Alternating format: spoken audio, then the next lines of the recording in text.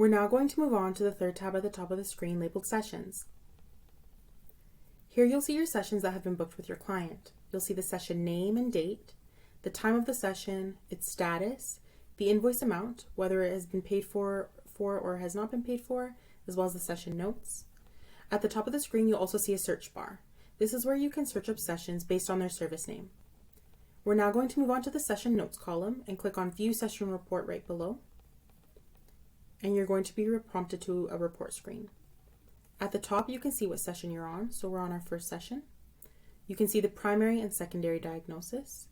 These were automatically inputted into the system because we filled in this information during our client overview underneath the underlying information section. Below that, we have client symptoms. So here you'll fill out the symptoms that your client has described to you during that session. So as we previously mentioned, our client experienced excessive sweating. Our client also experienced fatigue. So in this situation, we'll click fatigue. When you click on the symptom itself, you'll be prompted with a bar that'll show you worsened, no change, or improved. So here you can actually edit the status of that specific symptom. So you can say whether that symptom has worsened for your client, if they've experienced no change, or if it's improved. So in this situation, we'll say that our client's symptom of fatigue has worsened.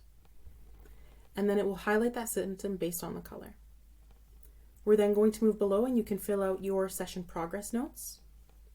Beneath that is your treatment plan progress.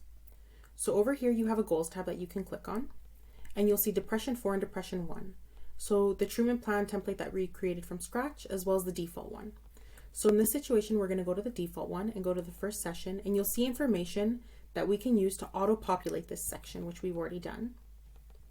You can also edit the section whatever way you see fit. Below that, we have the assessment section.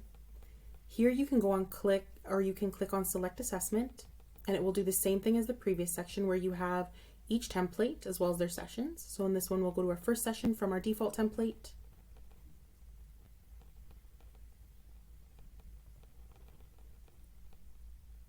And this is where you can auto-populate information again. You can also edit this section whatever way you see fit.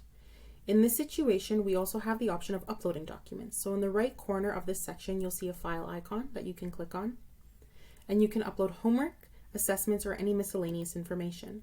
In this situation, as we mentioned earlier, our client filled out a CAIDS assessment. So we'll go to Upload New Assessment.